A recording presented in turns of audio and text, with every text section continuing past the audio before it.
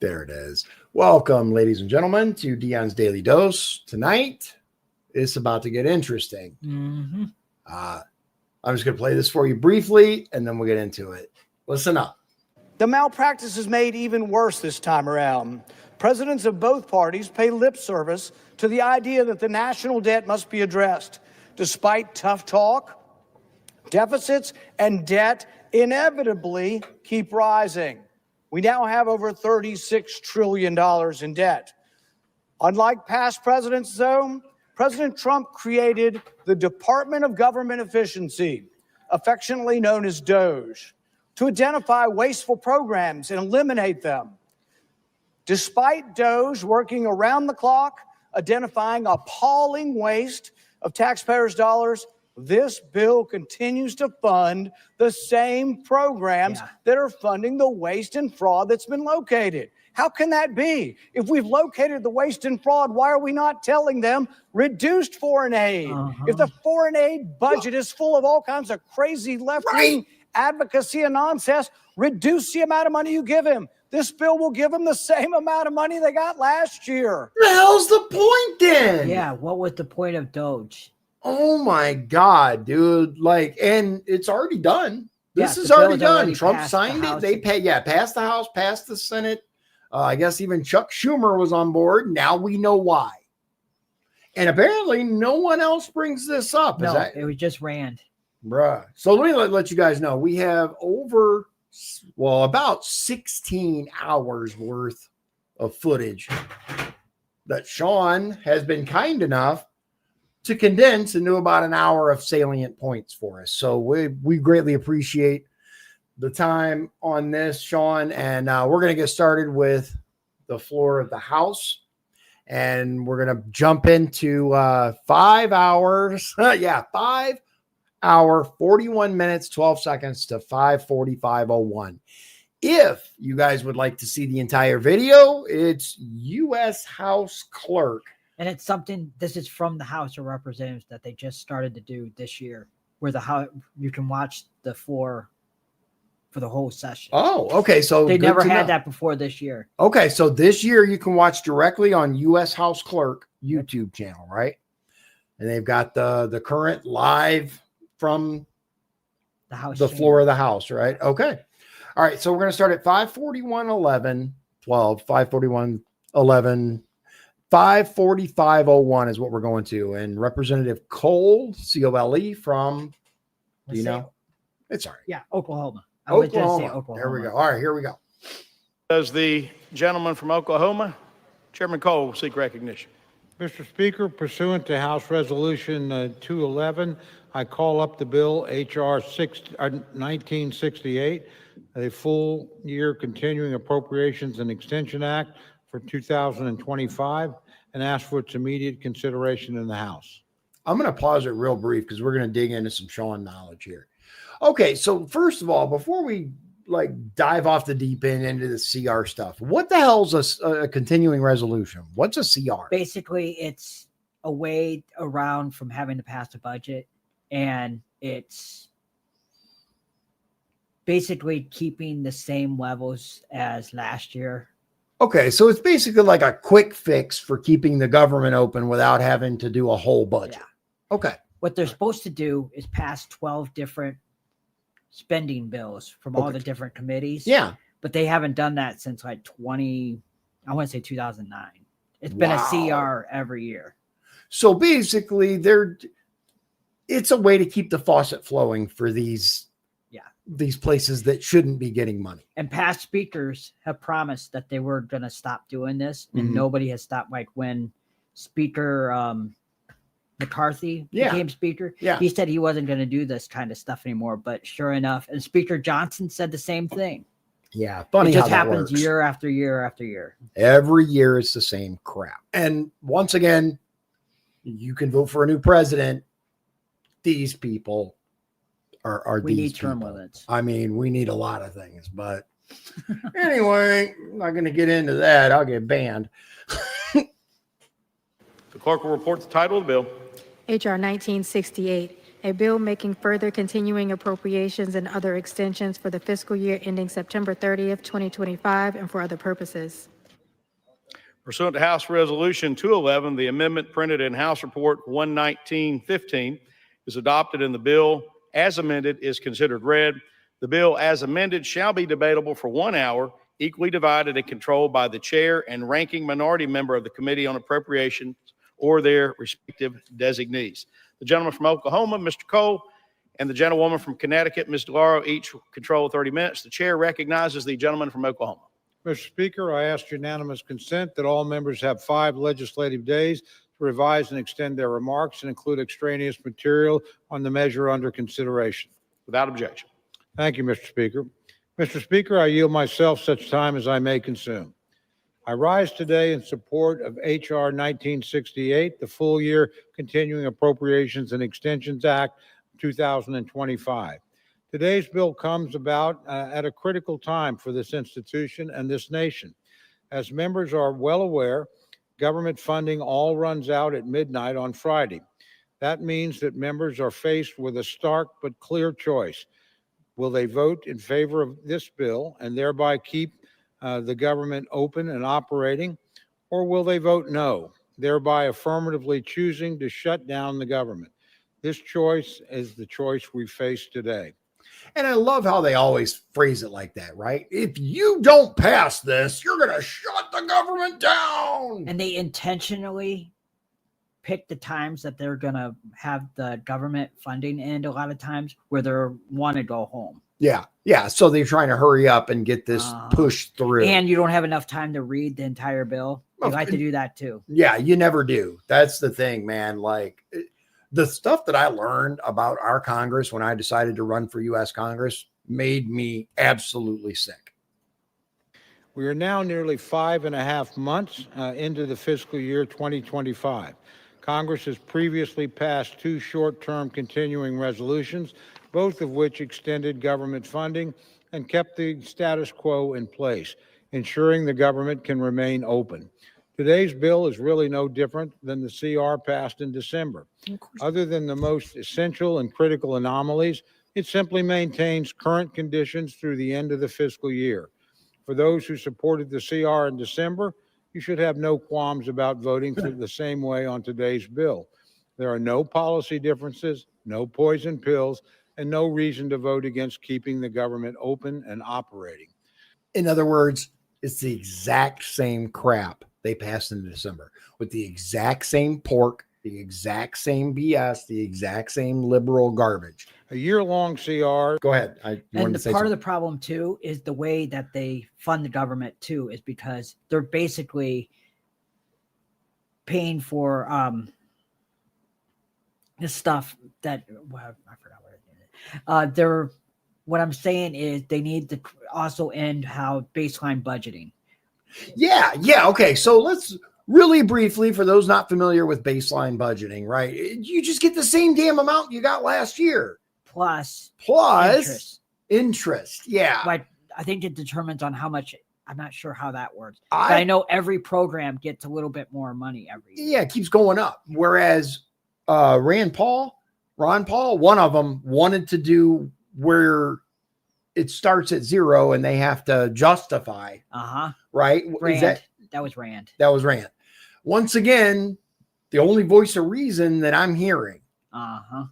Is not how I hoped it open and operating.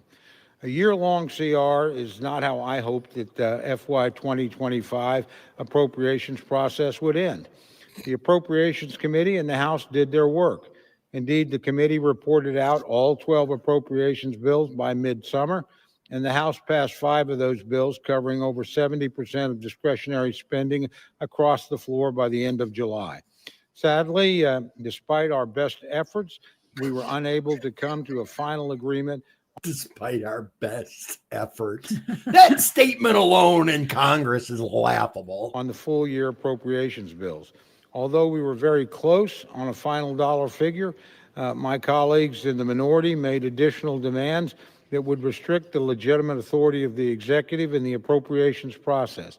These are restrictions that the minority would never accept for a Democratic president, nor are they provisions that President Trump would or should sign into law. It is deeply unfortunate and disappointing that the minority chose to make these unreasonable demands. Republicans never left the negotiating table and indeed worked diligently with Democrats to reach a bicameral bipartisan deal. So, shocker. Oh my God. You guys didn't see this coming, did you? That the Democrats are trying to limit the power of the executive branch. Why? Because Orange Man bad. And they were perfectly okay with Biden. There were no issues there. They were perfectly okay with. Third guy was in there. What's that? Third guy was in there. Yeah, exactly. Like he said, they would never go along with this crap for a Democrat president. Not even a chance. All right, we're going to jump ahead a little bit to 547-16, and this is Representative DeLauro. You'll recognize her right away. Okay. 547. We've talked about her before. Oh my God. Yeah, the purple-haired crazy lady. Okay. Holy God. Yeah, she's the ranking member of the committee. God. All right. Great. Wonderful. People are saying she's the new face of the Democrat Party. There was a new poll that came out today that said that AOC is. Either way, I don't think they have much of a chance if they pick AOC. Either way. No. Like you either got old and crazy or young and crazy. Yeah, the Democrat Party's crazy. They've lost touch with reality at this point, in my opinion. Come on. I think the majority of the American people. Oh, the majority of the American people look at, because they've kept going left, right? And if they no longer have tolerable conversations. It's, if you disagree even slightly with their stated position, you're a Nazi. Yeah, you're what a they racist. did to Schumer. Yeah, it's crazy. All right, so oh God, we get to listen to Skibbity. Did you see that cringe ass video she did? Yep, that was yes. Oh my God! If you haven't seen it, look it up. I guess the headline on it or the text for it is when you let Gen Z write your speech or something like that. It's bad. It's really, really, really cringe. I was recognized to debate the bill. Mr. Speaker, I yield myself such time as I may consume. Ladies recognized. Mr. Speaker, I'm opposed to this one-year continuing resolution. It is not a simple stopgap that keeps the lights on, the doors open. This is Republican leadership handing over the keys of the government and a blank check to Elon Musk and to President Trump. I just real quick, serious question. If it's the same fucking thing they passed last time that everybody was okay with, how does this hand whatever? That's a good question. Serious, no, legitimate question. How does this, like, I understand this particular individual is straight up bonkers. I get that. But like, how can you possibly make that argument with a straight face? I think they're just looking for anything argument. Yeah, anything. We're against it because Orange Man bad. They can't say that in those words, so they say it like this. As the White House has said, this bill creates more flexibility for this administration to continue to undermine the Constitution and the countless spending laws by stealing promised investments from American families, children, and businesses, unlawfully dismantling agencies, arbitrarily firing civil servants, and canceling union contracts. Read the Constitution. You know what? No federal employee should be in a union. Agreed. The federal government is your union. That's, dude, like, agreed. Yeah, they've gone so out of control, Even which is FDR why we are against, here. Even FDR was against government unions. It makes no sense. Constitution, Article 1, Section 9, Clause 7. The power of the purse resides with the Congress and not with the executive. And in fact, the president has no legitimate authority from meddling in the appropriations process. Except the part she's leaving out is that for years, decades, Congress has been steadily giving their power away. They've been investing it in these overblown agencies, such as the IRS, for example, but these NGOs and all these various groups, the Office of, what is it? Go ahead. Management budget. Yeah, OMB or OBM, yeah, or whatever it is, Office of Budget Management or something like that. They gave them the power. Congress said, no, we don't want to do this anymore. You do it. And they gave a lot of power to HHS. Exactly. Yeah. With Obamacare. Mm-hmm. And in multiple circumstances, they've been giving their power away. You can't cry now. You were okay with it then. Just because you don't like Trump. Just because you don't like Trump, you can't go, oh, no, we want our power back. Then why'd you give it away in the first place? And we're perfectly okay with it when it was Obama. And, you know, the resident in chief, you were okay with it then. Auto pen. Our colleagues across the aisle have gone to their districts. They witnessed rage from their constituents at these actions. They have been advised by their political consultants not to do town halls altogether. Why bother listening to the American people? It was President Lincoln who said, public sentiment is everything, and without it, you can do nothing. They do not have public sentiment. Really? Really? Yeah. We don't have public sentiment after the victory Trump had. They are clutching at straws so bad. They still refuse to admit that Trump won. They've got people claiming he cheated. You can't have it both ways. It can't be the most secure election ever, and it's okay when Trump loses, but when he wins, they cheated. GFY, get out of here with that. So now what we should do? The answer should not be cutting non-defense programs by $15 billion and defense by $3 billion as compared to the Fiscal Responsibility Act agreement in 2025. They are in violation of the Fiscal Responsibility Act. There is an agreement with Senator Schumer, Speaker Johnson. We all voted for it here.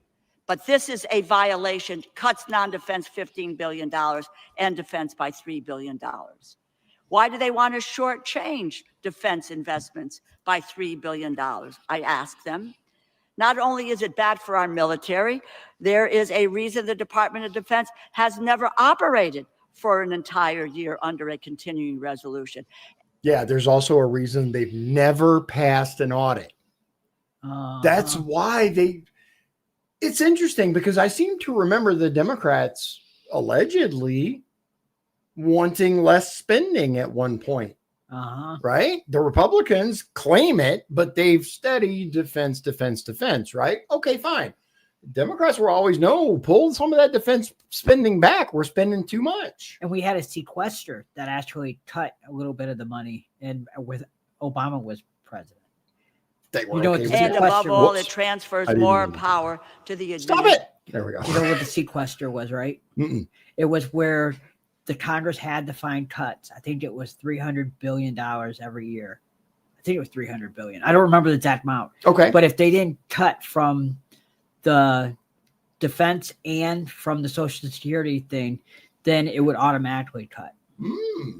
So they did that for a couple of years. Interesting. And they were okay with that then. Yeah. Oh, of course. Right. Of course they were. Administration resolution. And above all, it transfers more power to the administration to shut off and repurpose funding as they see fit. The will of the Congress and the people ignored. Elon Musk and President Trump would be able to fire thousands of employees. Yes, we do not oversee Social Security. That's in the purview of the Ways and Means Committee. However, we do have control over the administration of Social Security. And the president. And you have stolen from it time and time and time. Both parties, let me be very clear. I am not blaming one party. These people have pilfered people's life savings because that's what Social Security is supposed to represent. It's supposed to represent retirement security. And they're giving, allegedly, Social Security benefits to illegals. That's what everybody's saying. The Democrats claim that's not happening. The Republicans claim it is happening. Yeah, I don't know if it is, but I can see it. I don't know, but what I do know is I'm hearing a lot more lies from the Democrats lately. I mean, come on. Really? The doom and gloom bullshit is not selling, guys. It's just not. President and Elon Musk would be able to fire thousands of employees at the Social Security Administration. Just witness, they're talking about 7,000 positions gone. Let me clue you guys in on something briefly. Social Security, as it stands, is jacked. It is, and I'm not even talking about the money going like the actual checks. I'm talking about the administration itself. I know people personally who have dealt with Social Security. It's a mess. It's a mess. There's nobody at the offices. They don't answer the phone. They don't do their jobs. They aren't getting back to people. They're not issuing the things that are requested in a timely manner. It's a nightmare. Why the fuck should these people keep having a job if they're not doing it? Yeah. A legitimate question. You're right. If you're not doing your job, why should you continue to receive taxpayer funds for doing that job? Yeah, they're supposed to work for us. They're supposed to work for us. They're supposed to do this. And my wife deals with them through her job constantly. And it's a nightmare. It's an absolute nightmare. Go to the Social Security office here in Michigan City. They're all supposed to be there. They're not. They're not. None of these offices are. So why are we so concerned? Because how else are they going to bribe their new voters? So we need to get rid of fire everybody and just start. Oh, yeah. That's the thing, right? When you do, I think it was the Shark Tank dude that went on. He went on TV and was talking about Doge and cuts. O'Leary. Yeah, Kevin O'Leary. And he said you always cut back more and then you rehire or restabilize. And CNN almost had a meltdown. They lost their minds. They lost their minds. What does that? Go ahead. You were going to say something. I said we watched that the last time I was here. Yeah. Result in office closures, longer wait times, unacceptable backlogs. As opposed to what? Guys, it's ridiculous right now. I cannot articulate to you how bad it is. If you know anybody on Social Security, whether retirement, disability, any of that, ask them. Ask them to call and get in touch with the Social Security office for something. Good luck. Access. And this predates even Trump. I just want to be clear on that. This isn't a recent change.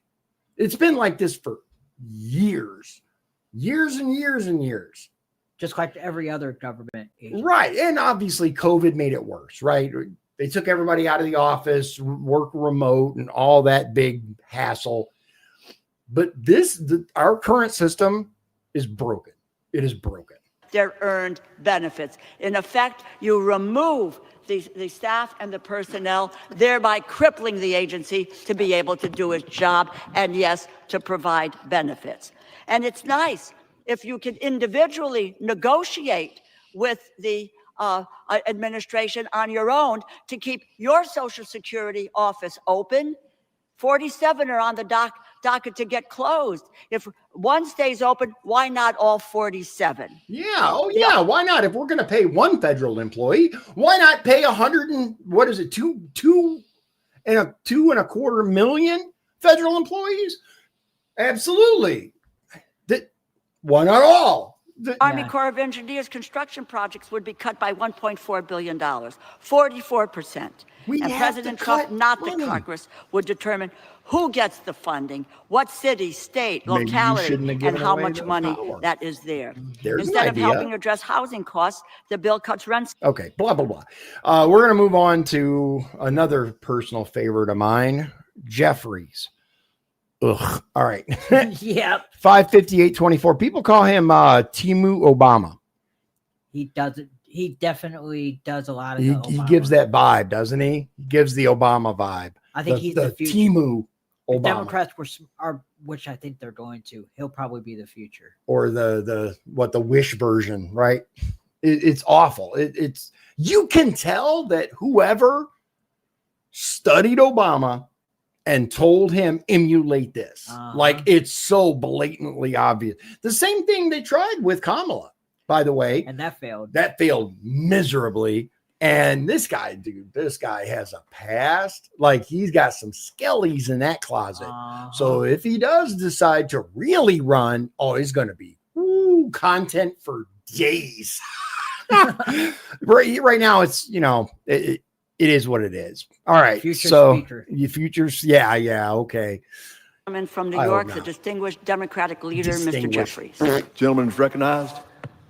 I thank the distinguished gentlelady for her tremendous leadership and for yielding. I don't really understand the fatal attraction reference, because if anyone is dealing with fatal attraction, it's between President Trump and House Republicans. As soon as he says jump, your only answer is how high. It doesn't matter. It was okay when Biden was in office, though. Whether you are hurting the American people. That's why House Republicans are marching the country on a track toward the largest Medicaid cut in American history. What?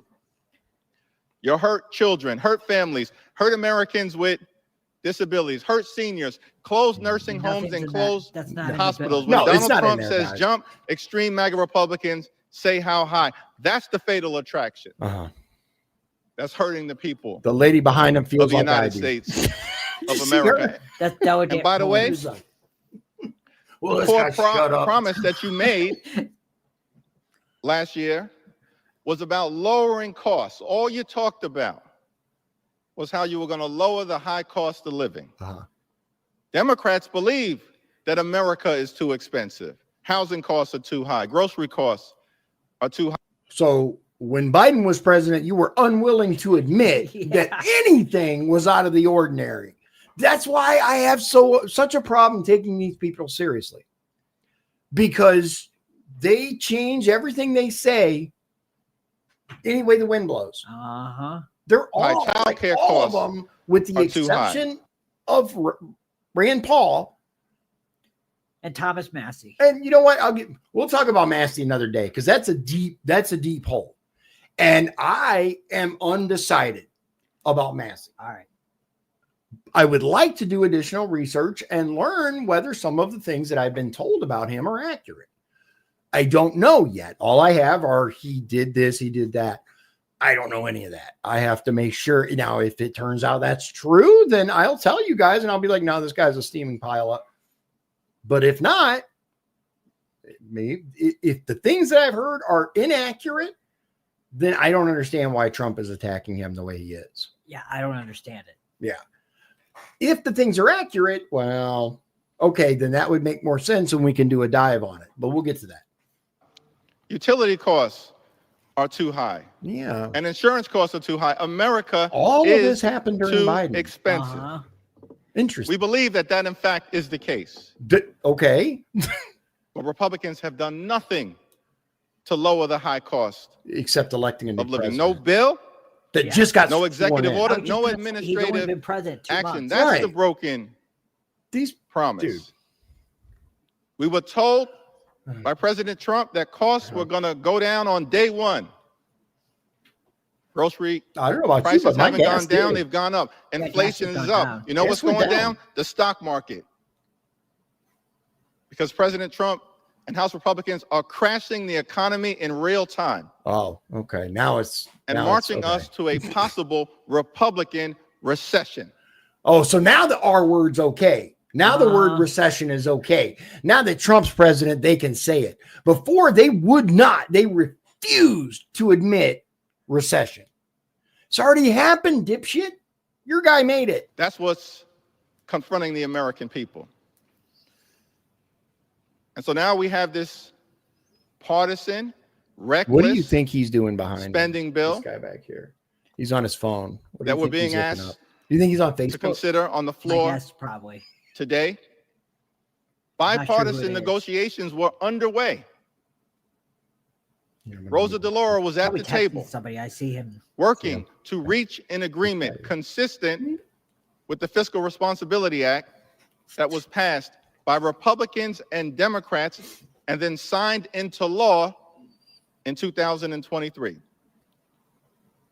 But when Donald Trump says jump, extreme MAGA Republicans say how high. And he ordered the Republicans to leave the negotiating table to try to jam this far-right extremist bill down the throats of the American people.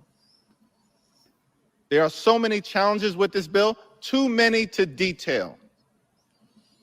But let me just articulate a few. Okay, here we go. Yeah, get to the The point. House Republican, highly partisan, shut down threatening So we're still bill not getting to the point. is an attack on veterans. It's an attack on families. It's So an no attack real on facts. seniors. Just It cuts funding for veterans, including no, billions of dollars in funds that will be cut And they're from just veterans going through in the- desperate need of health Right, care. right. They are trying to. They're trying to get people incensed to where they storm Tesla dealerships. You, by the way, people that are storming Tesla dealerships, you're fucking stupid. Stop it. Yeah, Stop really. it. Why? You're going to jail for these people? Getting felony charges for these people? They don't care about you. They At care all. about power. They care about power and money. That's it. Stop. Just And that's stop. Republicans and Democrats. Yeah, both of them. I'm not picking a party. I'm just saying, don't go to jail for these dipshits. No. People who serve this country, who are suffering from painful exposure to toxic substances, Agent Orange and burn pits. Funny how they suddenly care about And this veterans. bill, before this House, cuts billions of dollars in that Allegedly. health care that is desperately needed. That's an attack It's an on attack, veterans. y'all. It's an attack on an children attack, and y'all. families in America because this bill telling you. cuts funding for nutritional assistance that would otherwise be available for everyday Americans to put food on the table. What it probably does is cuts the interest or the increase. Yeah, well, here's the problem, right? We have so many. I believe in our assistance programs. I believe in food stamps. I believe in Medicaid. I believe in a number of these programs when they're used as designed. Unfortunately, we have gotten so far away from that. We have illegals using things designed for the American people. Nope. Done. No. Done. You have people who are perfectly capable of working. Perfectly capable. And yet they're getting paid every month to sit around. Not okay. When people are already struggling because grocery prices aren't going down, they're going up under this administration. And yet, this Republican bill will cut funding for nutritional assistance. That's an attack on children and families here in America. It's an attack on seniors, an attack on everyday Americans, an attack on housing, an attack on health care. It's an attack on everything now. Which cuts Just funds everything. All from of it. things like Alzheimer's research. Okay. Exactly what is this research doing? What's the benefit? You can say, like, here's the thing, right? I can say, I'm doing research to create the next AI. Give me $50 billion, right? And the only thing I do is add another processor. I'm still technically doing research. That's the problem with these research programs, these grants, the millions and billions and trillions of dollars that are just getting thrown out there for these NGOs and various research. To help older Americans battle these challenges. That's what this extreme Republican bill is all about. It will hurt families, hurt seniors. He's gonna create cancer And hurt more veterans. too, right? He's gonna make people die from cancer more. Second problem, equally troublesome, is that this bill does Cancer nothing to protect Social Security, There it is. Medicare, and Medicaid. We've been very clear as Democrats. We What do look forward. Protected how? What are they wanting? Just so I know, just so it's clear, that protect Social Security, Medicare, basically what? To where you guys can give it to whoever you want? Is that what they're asking for? I think what they're saying is just keep the system exactly as it is now. Right. Yeah. Even though it's going to go bankrupt in 2031 and I think 2039. Yeah, it may not make it that far based on recent events with it. Illegals, yeah. Yeah. In this Congress, to protecting these vitally important priorities for the American people. Why is the bill silent on these priorities? Because you are trying to set in motion a chainsaw to Social Security, a chainsaw to Medicare, and a chainsaw to Medicaid. Your other boss yesterday confirmed that. What's that? I think it's almost over. Yeah. Well, you got that like these 2 minutes. 2 minutes. Yeah. Entitlement programs, as he called them, they're not entitlement programs, they're earned benefits. That's when you start to use you're entitled to it. That's the fucking point. It's these people are stupid. They are legit stupid. The more I listen to these people, the dumber they seem. I'm like, if you're entitled to something, it's called an entitlement because you're entitled to it. They make it sound like it's a dirty word. It's become a dirty word. Yeah, it's not. It's an entitlement. You are entitled. It's not a handout. That's the difference. They treat it like entitlement is a handout, and it's not. That's what it kind of warped into with the media even says that. Yeah, it's insane. Dude. It is. Use the language of entitlement programs. It's because you're trying to set in motion an assault on Social Security and an assault on Orange Man bad Medicare.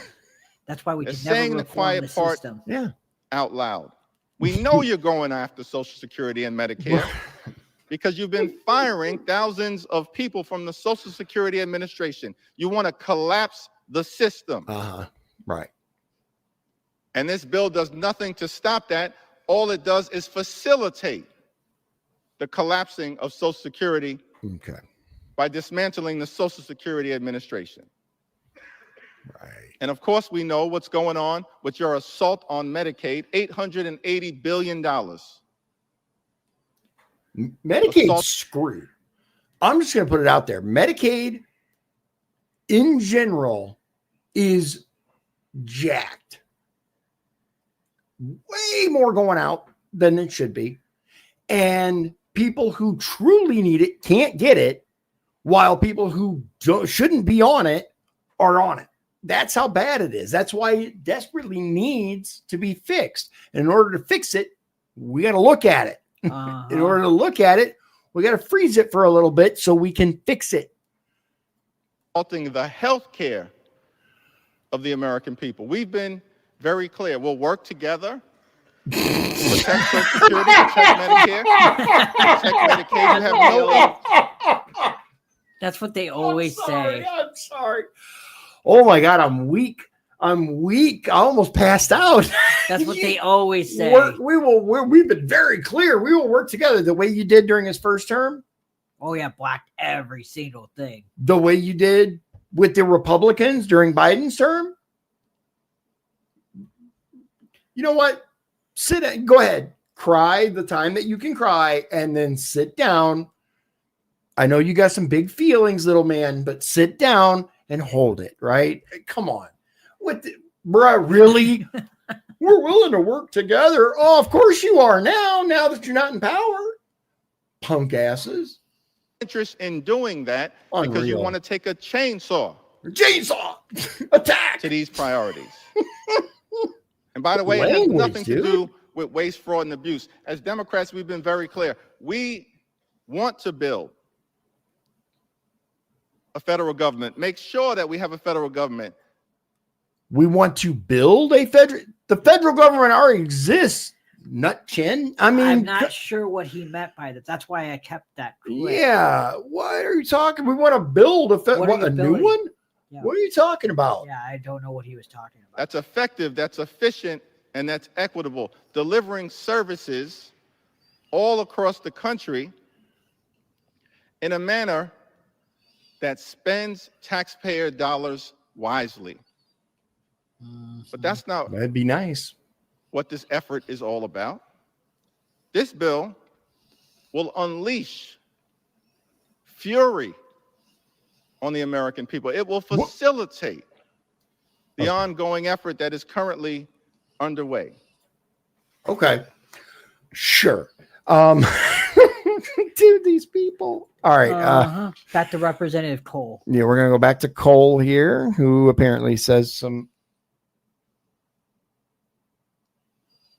good things. It's such a long clip that, like, just moving a hair, and you're like an hour ahead. You're like, no, come back. Personal friendship for a distinguished ranking member. And we're going to go, this is 6:11:57 to 6:13:04. So I think just that's a the couple of longest clip minutes. I got.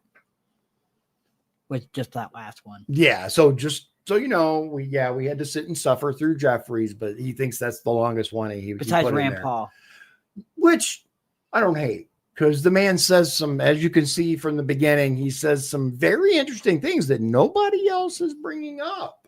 I try to be member of the balanced. Appropriations Committee.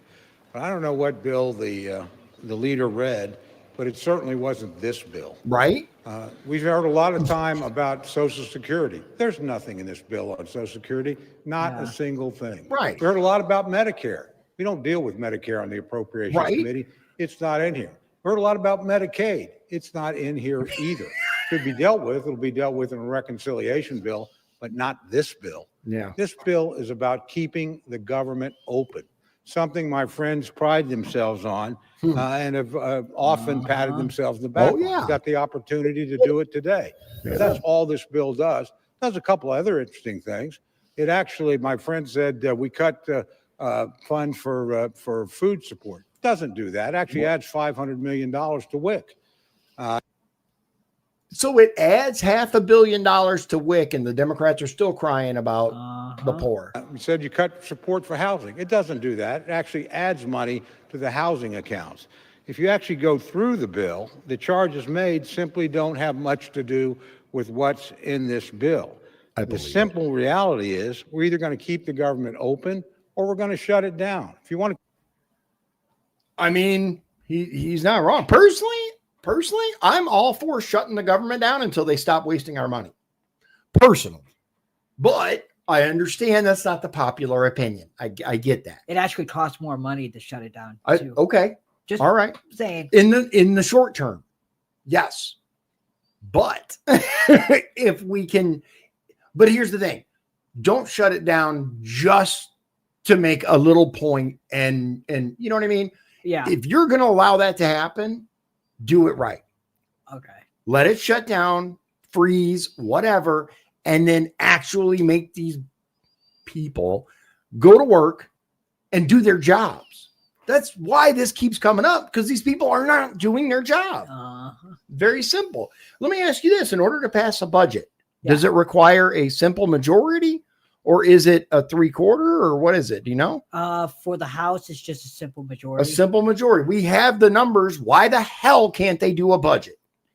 And in the Senate, you have to get 60 votes to beat the filibuster, but then it's a simple majority in the Senate.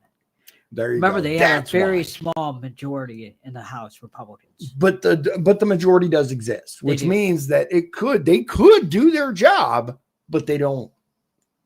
Why they don't? got a 2-seat something majority. else. Yeah. Okay. Next clip is Scalise. Scalise. It's not E. It's just Scalise. He left his E at home. From Louisiana. 6:20:40. Ooh, pretty close. Look at that. All right. From Louisiana. And we're going to go 6:20:40 to 6:23:48. Here we go. Rooting out waste, fraud, and abuse in government, something that should be bipartisan. In fact, it used to be bipartisan to root out waste, fraud, and abuse. But now, because Donald Trump is doing it, the Democrat Party of today up here in Washington is so consumed with hatred that they oppose even rooting out waste, fraud, and abuse. That has been not only highlighted up here, but people around the country are talking about getting rid of that waste once they've seen it. A lot of this was a veil that was pulled down where people couldn't even find out what was going on because the payment systems were being hidden by the Biden administration. We couldn't even find out about a lot of that spending that we were anecdotally hearing about. But finally, you saw it on full display. And it was so embarrassing that some of those employees have left. Fortunately, a lot of that taxpayer money that was being wasted is now being saved. And the money is being recouped so that we can shore up programs that work vitally for people. The president talked about Social Security, a program that we help protect. When you've got somebody that's listed as 300 years old in the Social Security system, that shows you the kind of fraud and abuse that's going on. And the fact that President Trump is willing to confront that and take it on so that people actually paid into the program their whole lives can get the benefits they deserve. That's what people elected President Trump and this majority on the Republican side to do. But you would think Democrats would want to join in and help accomplish that. No. And yet here, I'll say this, if it wasn't for the fact that it's Donald Trump, right? And of course, Orange Man bad, the whole 9 yards. If this was any other non-MAGA, non-Trump president, the Democrats would at least pretend to be all about cutting waste, fraud, and abuse. At least pretend. Yeah. Because it's Trump. Oh my God, he's killing grandma. Here they are on this floor talking about things that aren't even in the bill, trying to scare people, talking about cuts to veterans in the bill. And maybe because they just didn't read the bill, it's only 99 pages long. I would urge them to go read it. They might actually vote for it. Actually really small for what they usually put. 99 pages is like, you could actually read that. It's a lot of times 1,000 pages. 1,000, 1,200. The one was like, I remember the $1 trillion bill was like 1,200 pages, and they dropped it on their desk like an hour before voting. Which is against House rules, but they did it anyway. They don't care. They don't care. I'd have voted no on principle for this bill in the next hour, because they'll realize, in fact, the cuts that they're talking about are not true. They're not in the bill. There's an increase for veterans in this bill. You know what else is in this bill, Mr. Speaker? And I want to applaud again the chairman of the Appropriations Committee and his members for negotiating something that's been needed for a long time, and that is the largest pay raise for our junior enlisted military personnel in over 40 years. Wow. Now, if somebody doesn't think our men and women in uniform deserve that pay raise, maybe they'll vote no. I'm proud to say I'm going to be voting yes to support our men and women in uniform who've been waiting for that raise and deserve it. How can you justify a no vote on that, Mr. Speaker? That's actually in the bill. As they talk all day about what's not in the bill, because they were against it before it was even written. Yeah. If they actually read this bill, again, only 99 pages, it's a pretty quick read, you would find out that pay raise for our troops is in the bill. Stronger funding for our veterans is in the bill. But why are they voting no, you would ask? Just because the name of the president is Donald Trump. I agree with that. We've talked about that. All right. We're going to jump to Representative Clark. She's from Massachusetts. Democrat. Libby. Liberal. All right. So 62902 is where we're going.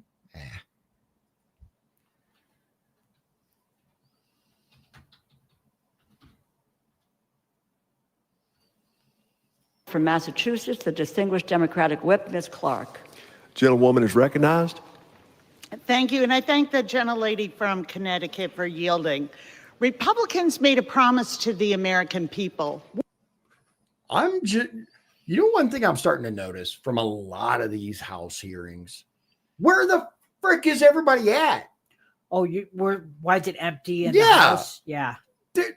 Shouldn't these people be at work? I don't know. I'm asking. I didn't win. Otherwise, I'd be at work there. My guess is the House chamber is big enough where they all have there. Seats. Yes, but it's got to accommodate the State of the Union too. So or other things. So they have guests sometimes. Okay. So not every seat is taken a lot of times. Do you know what I'm saying? Okay, no, I now it makes so basically the House chamber is big enough for the House and the Senate plus guests. There's like 1,400 or maybe even more seats in there. So it's going to look like there are not as many people there, especially if they spread out, right? Okay. I can understand that. All right. I'll accept that for now. We're going to build a stronger economy. We're going to lower costs, and we're going to have safer communities. But for 7 weeks, we have seen nothing but ideas and bills that break that promise. We all want government to run more efficiently, to be better for people who depend on it. But stealing money from the Veterans Administration, from schools, from law enforcement, from children's health care, and giving it to a tax cut to the wealthiest man on earth. Where did they come up with this shit? Seriously, stealing money? Like, come on, man. The rhetoric here is off the chart. Stealing money. They're stealing money, people, from your veterans, from your poor, from your people who can't eat. They're stealing it, and they're giving it all to Elon Musk. It's really, like they're trying to get Elon Musk hurt or something. Oh yeah. They absolutely are. Make no mistake about it. They would love to influence the mind of some easily influenceable individual. And there's some crazy people. There are some nutsoids out there, man. I mean, nutsoid. Look, put it this way. Go to Indiana State Prison, right? And look at all the criminals that are there. The majority of them just made a mistake. Okay, let's be very frank. They just made a mistake. The worst day of their life. They got arrested, whatever. But there is a segment of that population that should never, ever see the light of day again. Now imagine there are plenty of those out there who have not been caught yet. It's kind of a frightening. And his billionaire friends, that's not finding efficiencies. That's not taking on waste and fraud in government. It's destroying working families. Government contracts. The ones Biden did. Exactly. The GOP are crushing the American people under the weight of their own political ambition. Rents are going up. Housing is in a crisis. This bill today, they propose to evict 32,000 families from their home. 32. I don't know. Where do they, genuine question, where do they get this from? Where did she come up with 32,000? She's trying to say that HUD's going to be cut, so that's going to make them get thrown out. 2,000. Those are veterans. Those are kids. Those are seniors. Those are domestic violence survivors. Eggs at my grocery store on Sunday were $8.49 a dozen. In this bill, you propose to take $27 million away from the inspectors who go out to our chicken farms who are fighting and trying to stop bird flu. Here we go. Just so I knew it was going to come up. I knew those words were going to come up. That's the next scare, guys. And I have read about, I'm no pharmacologist or pharmacist or doctor or anything like that. But if I can understand, it's not that big a deal. You can understand. It's not that big of a deal. Look into it. Compare. They're going to keep, I promise you, they're going to keep bringing out avian flu, bird flu. It's not the next pandemic. It's not. Despite the Democrats trying to push the fear of it. The spike in eggs. What kind of insanity is that? That's and then if you look at the budget overall, we've got healthcare spiking, and you want to cut Medicaid. Why is healthcare spiking? Why is healthcare so expensive? Obamacare. Oh yeah. Your babies. Get the fuck out of here. The answer? Seniors' cost of living is out of control. And you're saying, let's run up the cost of prescription drugs. And as Elon told us directly this week, coming next, you want to eliminate Social Security. He never said that. That's a blatant lie. So if you feel this is the mandate that you have, your time's you up, can do that on your own. Time's expired. These people. All right. I think it goes into the next. Yeah, we're going to go right into Representative Simpson from wherever they are. I think he's from Idaho. He's a Republican from Idaho. Gentleman's recognized. Idaho? Thank you very much, Mr. Simpson. Speaker. I yield 3 minutes to my very good friend and senior member of the Appropriations Committee, the gentleman from Idaho, Mr. Simpson. Gentleman's recognized.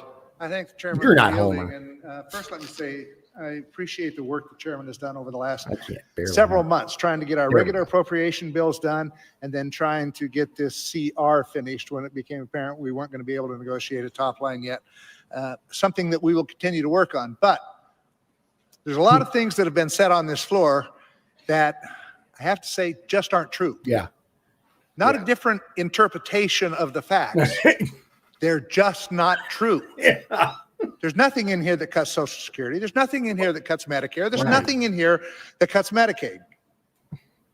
But yet I keep hearing that. That's the talking points that were created Yep. before this bill was actually written. Yeah. Yeah. It is difficult to write a year-long CR. First time I can remember it being done. It's almost harder writing that than it is writing the regular appropriation bills because we have to put anomalies in it. Things that have to be done as we move on with the regular funding. The reason I've been able to support this CR and will vote for it is because of the work that our chairman, Mr. Cole, has done with some of these anomalies that were absolutely necessary. You know what he's talking about anomalies? I am not exactly sure. I'm thinking maybe it's something that comes up that they weren't expected. I'm not exactly sure. That's the first time I've ever heard them use that The term. word anomalies when referring to these budgets or CRs is like, Maybe it's something to do with, only thing I can think of, maybe it's something to do with inflation, because could be. Yeah. maybe things are spent more or cost more. Yeah. Yeah. Maybe. That's the only thing I can think of. Maybe it was with anomalies. They don't usually use that term. Right. That's the first time I've heard that specific term, which was why I was like, In the interior arena, there were 4 anomalies that really needed to be addressed to get this CR done. One is it fully funds PILT payments, which is an estimated level of $600 million, $85 million above what was the current level. Do you know what PILT is? PILT? Don't. Indian country, the CR increases funding for Indian health services to expand availability and direct health care services, funding the Bureau of Indian Affairs, BIA.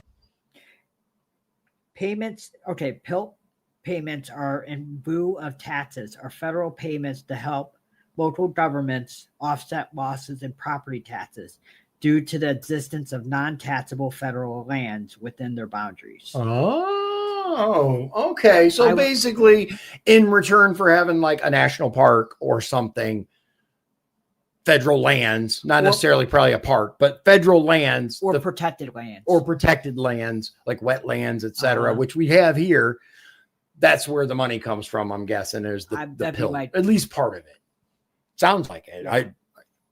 I'm no economist, but just learned something new. I didn't know that. Learn something new every day. BIE programs are held at 2024 enacted levels. The CR removes the 2024 earmarks with BIA and HIS, but the overall net effect on tribal programs is still a $25 million increase.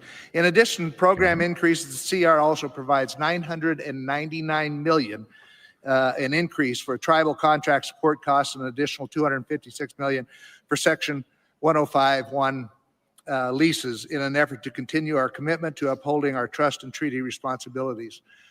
It also increases on a permanent basis the wildfire fighting fire pay. That costs $147 million. It actually saves us $20 million, $27 million, rather than just extending the 1 year extension of the wildfire pay. And I think when we've seen those great jobs that wildfire fighters do for us, it's incredible what they do. We don't pay. Really? I mean, bruh, look, I'm for the most part, I'm on your side, but is it a dangerous job? Absolutely. Are there like genuine heroes that do that? Absolutely. But given the recent history, I'm not sure look at the wonderful job they've done is the correct approach. Yeah. I mean, I'm just saying Maui, California, like, That's kind of cringy, dude. Pay them enough now. Yeah. And if you can make more flipping burgers in California than you can fighting wildfires, then something's wrong. So this permanently fixes that for us. I do agree It's with a very important bill. Shutting down government is never good policy. It's never good politics. Why anyone, Republican or Democrat, would vote against this, I have no idea. This is a good bill. I hope we all vote for it.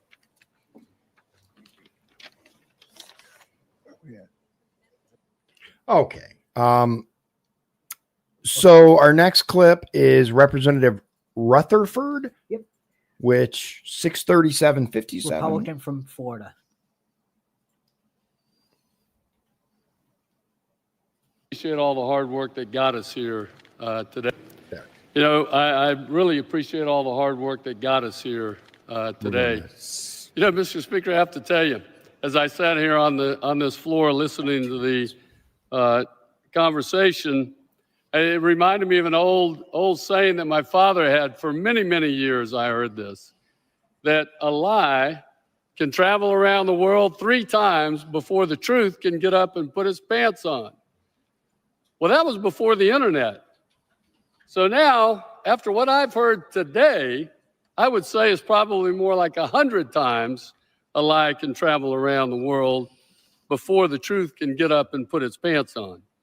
And I happen to know that House Republicans have been working diligently to fully fund the core federal government services so that President Trump and his administration can continue to identify the waste, fraud, and abuse of American tax dollars, protect our border, and support Americans, including our veterans, contrary to what you heard, our military families, first responders, of which I'm a former, and our seniors. Oh, cool. Most importantly, What by are you passing H.R. 1986, this continuing resolution, we are ensuring that a costly government shutdown does not fall upon the American public. Okay. So like you said, Sean, it costs more to shut down than it does to fund it. We only got a couple more clips. So For the House, and then we got Senate. Yeah. So this is 64511. General Hayes recognized. Thank you, Mr. Speaker. I rise to oppose this cruel betrayal of America's veterans, seniors, and working families. This one-year CR doesn't make rent or health care bills more affordable, which is what keeps my constituents up at night. Instead, it actually cuts housing aid that could force 32,000 veterans, domestic violence survivors, seniors, and people with disabilities into homelessness. And what does this spending patch do as we all now stare down the barrel? Real quick, if you guys seen, number one, they all have the same talking points, right? Just like if you paid any attention to their social media or even, I would say, right-wing-ish news, they reported on it. They all put out the exact same videos and the exact same posts. Word for word, not the same ideas, the exact same posts. That's concerning. Who is in control of our government? Who is in control? Because it's not you. It's not me. I personally, you want to know my theory? Yeah, by all means. My theory is that the speaker or whoever's the leader of the Senate work together and they tell everybody, they have like an email list or something and say, everybody say these words. And they all know what the mission is for Democrats. And they want to get to that mission no matter what. Don't care how they get there. Right.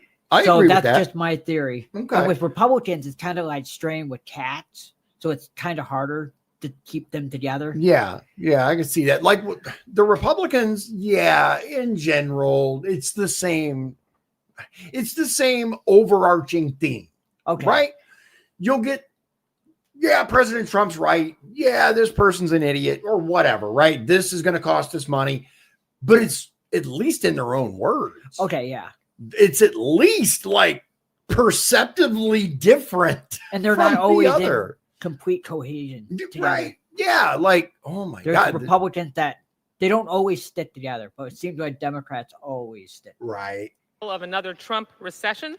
It hands an unelected billionaire free rein to keep stealing taxpayers' Here dollars we go. and paves the way for billionaires and big corporations to luxuriate in more tax breaks. This isn't a clean CR.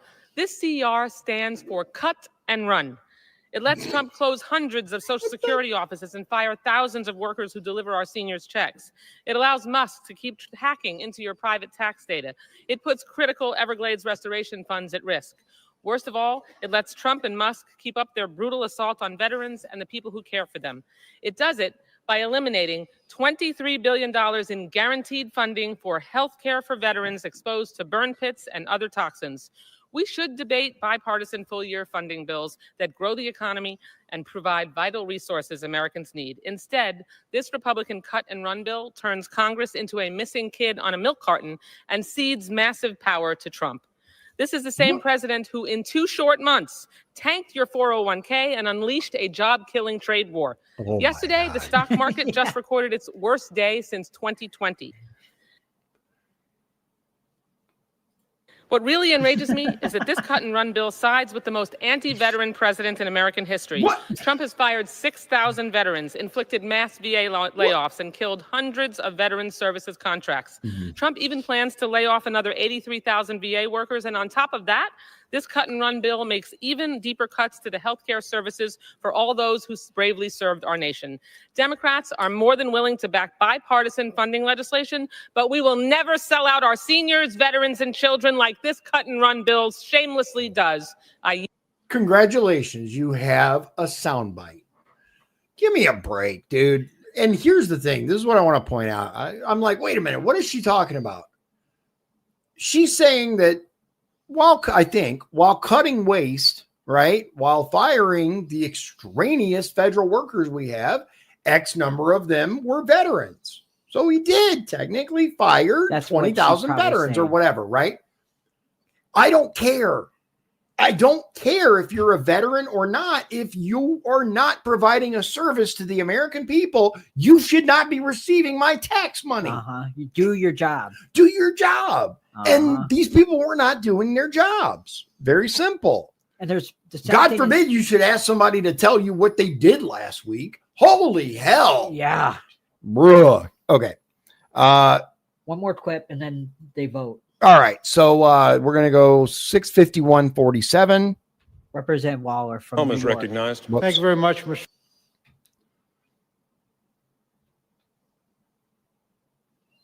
Keep going. I know. I'm trying to highlight it so I know where I'm looking. Is the great. Sorry. Like you so much as Twitch, and it's look at him. Look at him with the Ukrainian colored scarf. And I'm surprised they don't have the flags on them. Come on now. Where's the I don't care what country you're from. There is no other country on the face of the earth that should have their flag flown in our house. Exactly. Period. That was absolutely disrespectful. Period. Said it's not a lie if you believe it.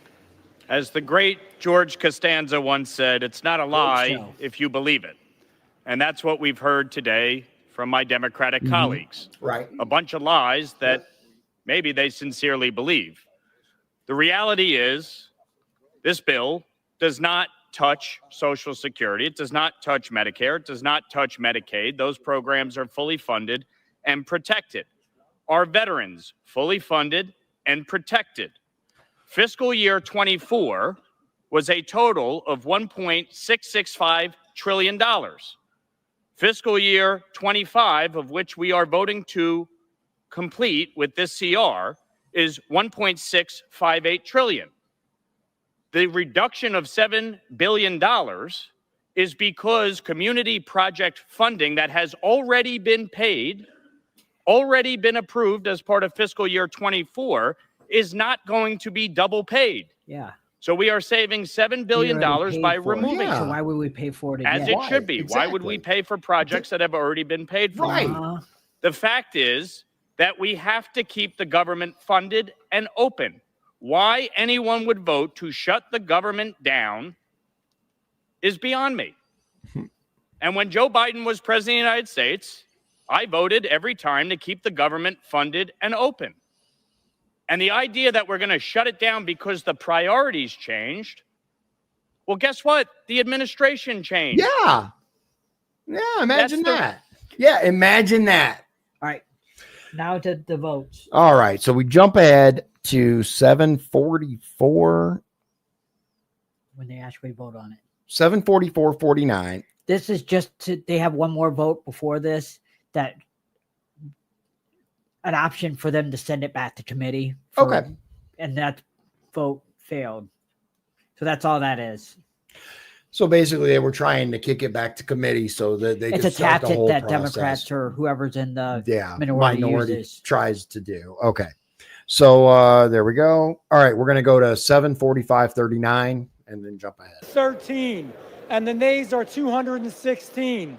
The motion is not adopted. This is the question back is to on the committee. passage of the bill. Those in favor, please say aye. All right, this is to pass. Those opposed, please say no.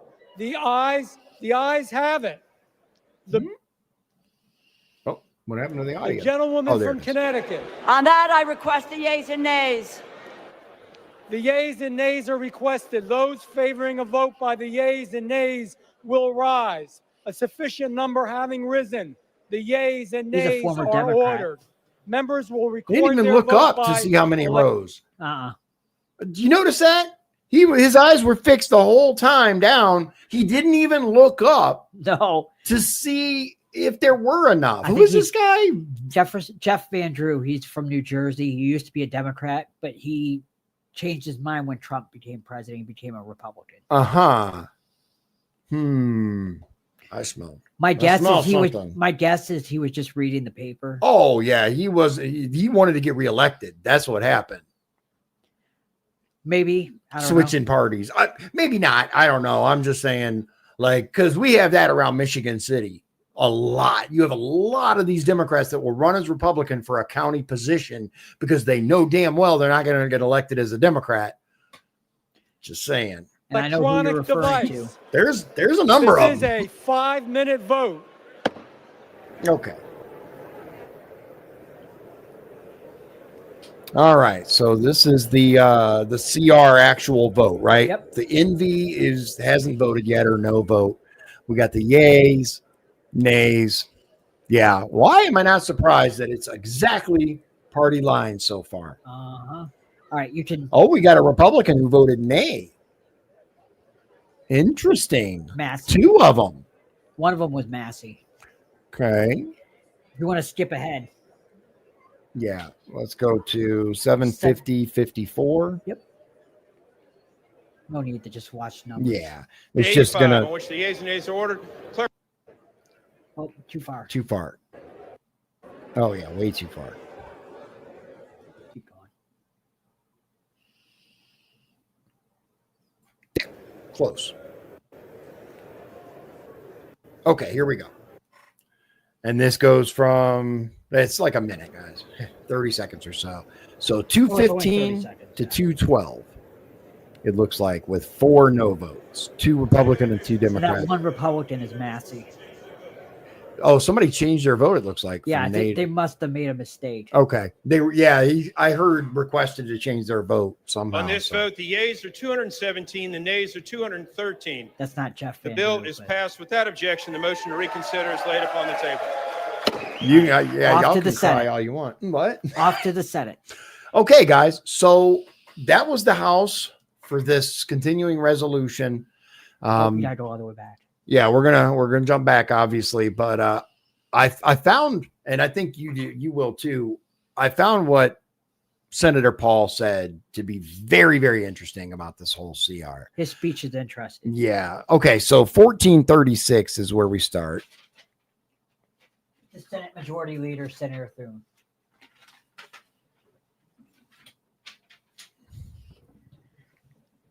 From South Dakota. I promised being a new day in America. It's also a new day in the United States Senate.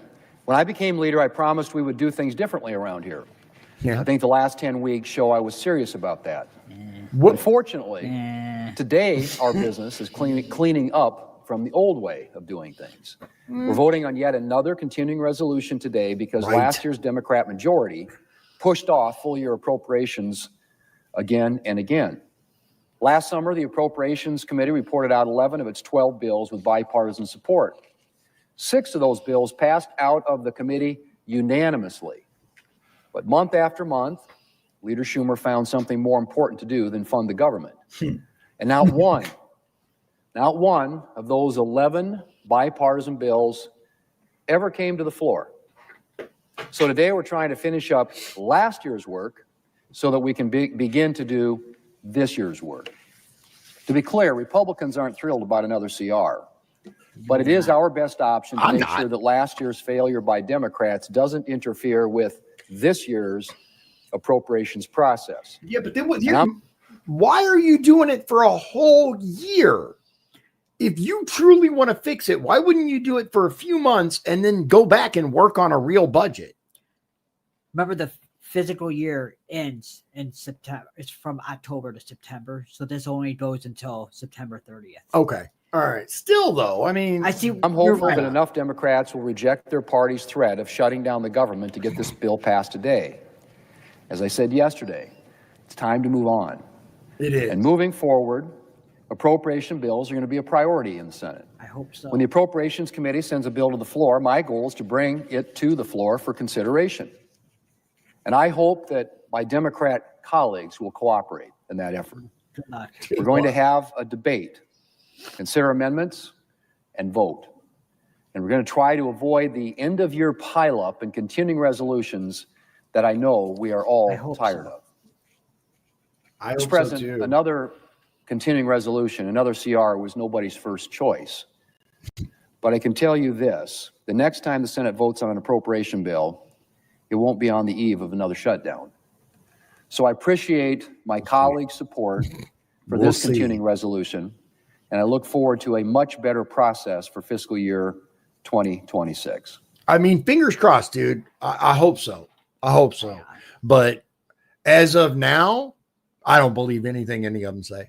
None of them. I believe Paul to a degree, right? Especially when he's talking about waste, fraud, and abuse, because the man has been on this crap forever. Like the last 10 years, he's been talking about every year he puts out, this is what we're wasting money on. A Festus.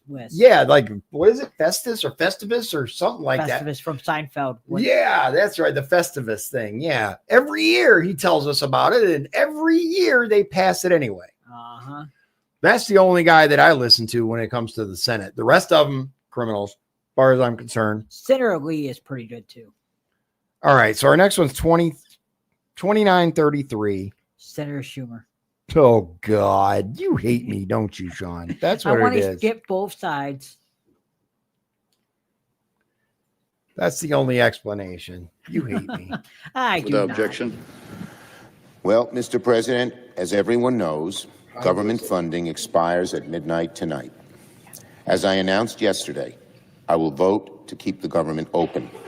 I believe it is the best way to minimize the harm that the Trump administration will do to the American people. Clearly, this is a Hobson's choice. The CR is a bad bill. But as bad as the CR is, I believe allowing Donald Trump to take even much more power via a government shutdown is a far worse option. How would that work? Seriously, if there was a government shutdown, could Trump conceivably have more power? He could actually deem things unessential. Okay, like non-essential, like they did. Okay, yeah. And actually get rid of more people. He could make it easier. Interesting. Okay, so Schumer, to fire people, at least according to him, decided this was the lesser of two evils for the Democrats. And he's getting a lot of heat for it. I'll bet. They're talking about AOC primarying him, which would be fun to watch. That'd be hilarious to watch. Dude. I hope imagine it. Imagine the debate. They won't debate, dude. There's no way they'll allow that debate. I want to watch that debate. Oh, if it happens, we normally I don't watch Democrat crap, but I'd watch that. I would live stream that. You guys could join us, and holy hell, could you imagine? Oh my God, the sheer insanity that would be present. I wonder if they're going to make them hold up their hands if they support LGBT LMNOP. Probably. Like all that. They're not. Okay. A shutdown would allow Doge. Why is your flag straight up and down like that? Isn't that weird? Dude. I saw that too. I don't know why. Like, to shift into overdrive. Let me repeat. A shutdown will allow Doge to shift into overdrive. It would give then Donald why Trump. would not we? In that case, Republicans should have been all for a shutdown. But again, I'm sure the Democrats are only telling a tiny portion of the truth, if at all. So Trump and Doge, the keys to the city, state, and country. oh my God. Donald dude. Trump and Elon Musk would be free to destroy vital government services at a much faster rate than they can right now, and at over a much broader field of destruction that they would render. In a shutdown, I didn't even see that. Donald Trump and Doge will have the power to determine what is considered essential and what is not. And their views on what is not essential would be mean and vicious. Right. And would decimate vital services. And cause unimaginable harm to the American people. Unimaginable. By whom? Unimaginable by whom? Good question. Yeah. Matters even worse. In a shutdown, there is no check because I got a pretty good on their determinations, Trump and Doge's determinations on what is essential and what is not. And I just want to say this, guys. A lot of this fear monger, even for, look, Trump's not for everybody, right? I get that. The man has a certain way about him that can rub people wrong. And maybe you're one of those people who think because the TV told you that Trump is evil, right? His first term, he didn't do any of the things they claimed he was going to do. He didn't start another world war. He actually stopped some. He didn't do the things they said that he didn't do this. He didn't do that. I'm so tired of the hate rhetoric, man. The oh my God, everything's falling apart. Watch, look, Trump's going to do this. Trump's going to do that. He didn't. He didn't. In fact, on February the 26th, OMB, led by Russell Vought, told agencies to work with Doge to create a list of non-essential workers so that they could reduce staffing even faster in a shutdown. They're already prepared. That's what you do. You make a list of non-essential workers when you're trying to trim the fat. How is that so? For a shutdown. It hurts. Musk has told everybody he wants a shutdown because he knows it will help him achieve his horrible goal of just decimating the federal government from one end to the other. I would love to see our federal government decimated. I'm just going to be straight up honest, dude. The federal government is a blight on this country. It has absolutely corrupted and steered the direction of this country exactly opposite from where it was headed when it was founded. It is the exact opposite to what the founding fathers I like to say designed. it's a huge weight. What's that? It's a huge weight. It is. It's a machine. It's a bureaucratic machine that creates more bureaucracy to fuel the bureaucracy. We need to cut. Absolutely. In other words, if government were to shut down, Doge has a plan in place to exploit the crisis for maximum destruction. I mean, in a shutdown, American families would be hurt in ways they almost have never been. It could disrupt regional Veterans Affairs offices, curtail mental health services, accelerate plans to slash stash at Social Security offices. Here we go. The list goes on and on and on. It's the same fear-mongering rhetoric. All right.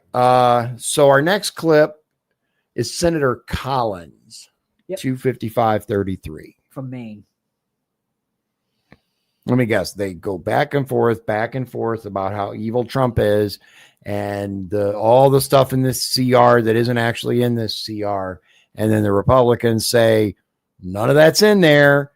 And then the Democrat gets up and says, yes, it is. It's bad. It's all bad. We don't want the government dismantled.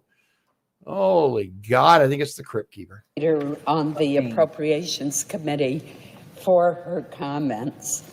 Mr. President, I rise to urge passage of this funding measure to prevent an unnecessary, harmful, and costly government shutdown at midnight tonight. Mr. President, government shutdowns are inherently a failure to govern effectively and have negative consequences all across government. They inevitably require certain government employees, such as Border Patrol agents, members of our military and Coast Guard, TSA screeners, and air traffic controllers, to report to work with no certainty at all on when they will receive their next paycheck. And that sucks. That sucks. I wholeheartedly agree, especially our military, our Coast Guard, our, the people actually doing their job. And the TSA, even though we complain about the TSA. Dude, the TSA sucks. It is awful, awful, awful. As far as I'm concerned, they can all be unemployed. How many terrorist events have they prevented? That's a good question. I don't know. 0. That's the latest report. I looked it up. You guys feel free to look it up yourself. How many terrorist actions has TSA screening prevented? Yeah, I remember reading a couple of years ago an article where all the stuff that they miss a lot. Yeah, that is true. That's just unfair. It's people who can't get a job in McDonald's. Shutdowns also put critical investments in our national defense on hold. Training exercises would be limited, which could hurt our nation's readiness. What's up? Oh. New programs would be paused, delaying new capabilities from getting to our warfighters. Send it on. That's why we have always in the past avoided CRs for the Department of Defense.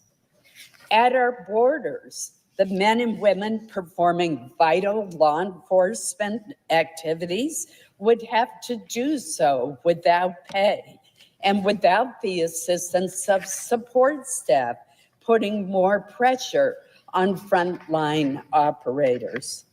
Other harmful potential impacts include curtailed operations for the Veterans Benefits Administration, resulting in the closure of education and GI Bill call centers.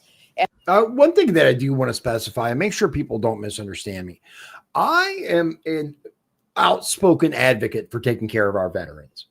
I would love to see the VA flush with cash and helping our veterans, period. That said, our VA is in abysmal shape. It is awful.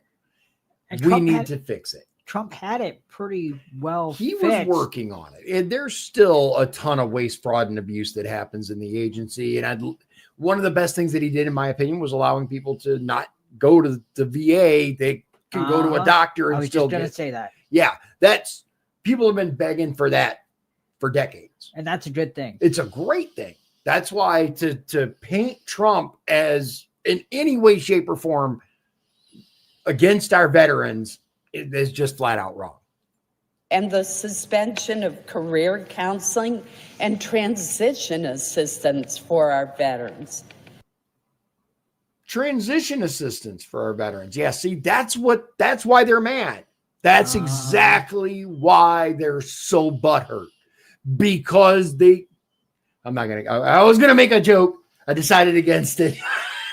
The closure of our wonderful national parks to visitors, increased travel delays as the onboarding of additional TSA agents would stall. Oh, no. And some FAA employees would face furloughs and costly delays for projects at the Army Corps of Engineers and critical water infrastructure projects. Yeah, by all means, we shouldn't slow down the spending. A very partial list of the harm that would be done from a government shutdown. This unfortunate situation that we're in with a continuing resolution. Okay. We're going to actually jump ahead to what I believe is one of the best parts of this entire thing. Senator Paul good on that. Yeah, we're going to hear from Senator, it's Rand, right? Yep. Ron is his dad. Yep. I keep getting Rand. He was a and congressman from Texas, and Rand is the senator from Kentucky. Okay. Okay, so 5/11/05. And we're going to go to 5/23/43. Yeah. This is the single longest clip in here, but I believe it's necessary. Without objection. Here we go. Senator from Kentucky. President Trump has pledged to balance the budget. I want to help him. I want to help him with this task. But to balance the budget requires much less spending than this current bill entails. Yeah. Our national debt now exceeds $36 trillion. That's 124% of the size of our economy. That should not be a surprise. We're adding $2 trillion every year to the debt, this year included. Yeah. Critics of excessive federal spending have rightly argued that we should return spending to pre-pandemic levels. This is something I could support. Yeah. The spending bill for us, though, spends $400 billion more than we were spending before the pandemic. And one thing, real brief, guys, I don't know if you remember, right?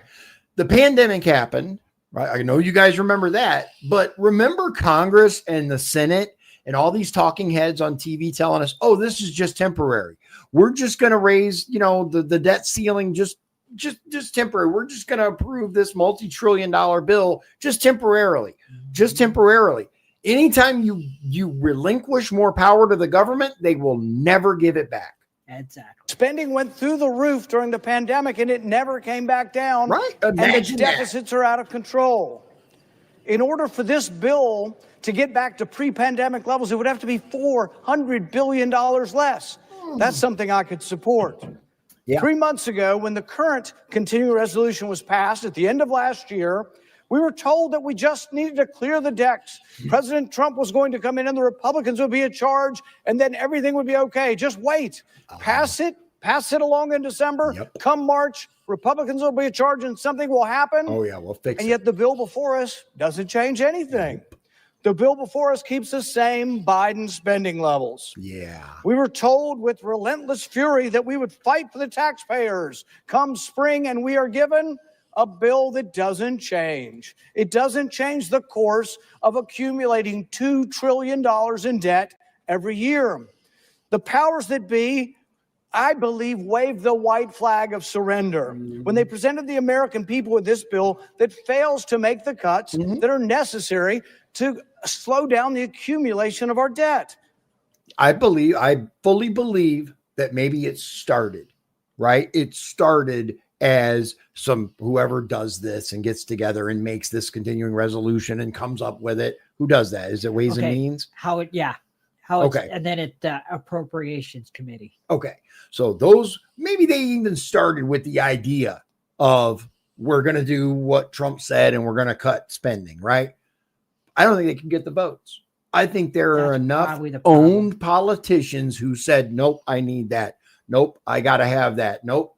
That's the problem. Everybody loves their pork project. Yeah, precisely. And we got a clean house, guys. House and Senate. We got yank them out of there, get new people in. The malpractice is made even worse this time around. Presidents of both parties pay lip service to the idea that the national debt must be addressed. Despite tough talk, deficits and debt inevitably keep rising. We now have over $36 trillion in debt.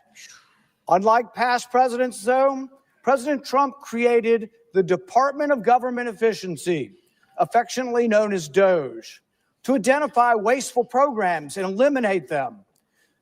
Despite DOGE working around the clock, identifying appalling waste of taxpayers' dollars, This bill continues to fund the same programs that are funding the waste and fraud that's been located. How can that be? If we've located the waste and fraud, why are we not telling them reduced foreign aid? If the foreign aid budget is full of all kinds of crazy left-wing advocacy and nonsense, reduce the amount of money you give him. This bill will give them the same amount of money they got last year. This bill allows foreign aid to continue. It doesn't incorporate any of the DOGE cuts. It doesn't cut waste. This bill embraces the waste. It allows the waste to continue. This bill doesn't respect the taxpayer. No. It continues to throw their money away.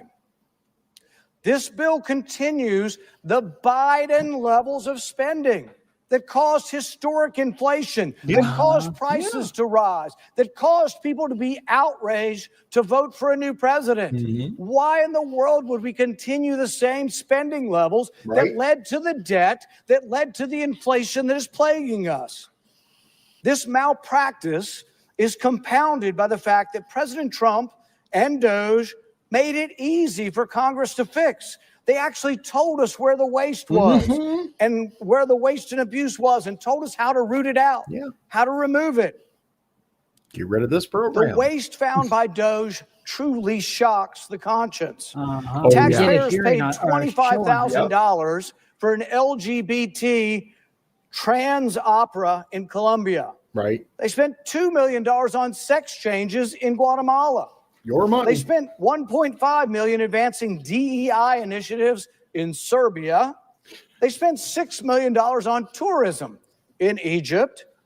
They spent $32,000 for a transgender comic book in Peru. Some of the USAID's programs have actually gone beyond woke absurdity into pouring money and support to people who are the enemies of the United States. The agency provided millions of dollars to EcoHealth, which funded the dangerous research in Wuhan, which in all likelihood created and caused the pandemic. From this account, also millions of dollars went to support agriculture in Afghanistan, including fertilizer for the poppy fields grown by the Taliban. Imagine that. And yet, even after all that DOGE has uncovered, and I commend them, Congress is still on the verge of passing a bill that fully funds foreign aid. Many in this chamber think it's wasteful to do all these things, and they say, well, why should we keep spending money on foreign aid that is paying for sex changes in Guatemala, and yet the funding levels in this bill stay the same. These are the same funding levels for the foreign aid that were occurring under the Biden administration. Let me say that again and clearly. This bill fully funds the outrageous foreign aid programs that Elon Musk and DOGE have exposed. Something doesn't make sense here. Thank you. There's something going on, guys. I'm telling you, because look, the Democrats, they're going to stand against it anyway because, you know, orange man bad. Why not use this opportunity to cut all this shit? Why? Because the Democrats are not the only corrupt ones. That's my squandering a grand opportunity. Democrats are in chaos. Oh yeah, because they were like they can't do anything. They can. No, I mean as a party, they're in chaos. Oh yeah, yeah. The party itself is falling apart. I mean, dude, did you see that chairman fiasco for the new DNC chairman? Did you see? Oh my God. Yeah. Oh my God. Like that was entertaining. That was entertaining because I'm just like, oh my God. Yeah. But they're squandering this opportunity. Republicans are just pissing it away. They are. Well, Congress seems slow to open its eyes to waste and abuse. Secretary Rubio has acted. He recently said that the United States is canceling 83% of the foreign aid contracts. I'm for that. And in fact, that's what my amendment will do. My amendment will take the contracts, the dollar amount of the contracts that President Trump and Secretary Rubio have canceled and put them into language so they don't get funded. Why in the world would we not be for getting rid of the funding for the crazy programs we're trying to get rid of? Something doesn't make sense here. President Trump and his team identified the cuts that need to be made, but it is ultimately Congress, not the executive, that has the power of the purse. Congress has to act to make the cuts identified by the administration a reality. And on that score, the bill under consideration today is a disappointment. The bill is a disappointment to those who believe that congressional leadership should have used the 3 months since they came into office, since Doge and Elon Musk have identified this waste. They should have used that waste and incorporated it into the spending bill. None of the Doge cuts, none of Elon Musk's suggestions have been incorporated into the spending bill. The spending bill continues spending at the Biden levels. Which, you know what that tells me?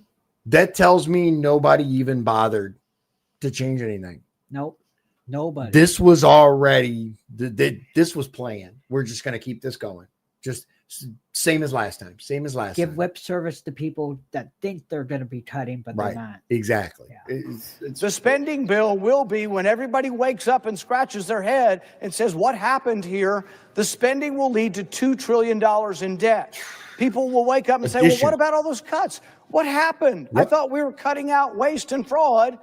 And come September, the deficit for the year will be $2 trillion because we're not actually cutting the spending. Congress has to do the heavy lifting. Do your job. We owe the American people an answer to this question.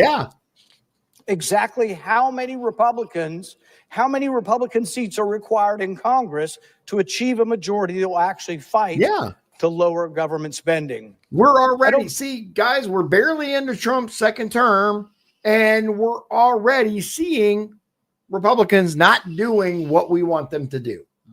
Straight up, I'm telling you, clean sweep, replace everybody. I think Paul can stay. He seems to be doing a good job.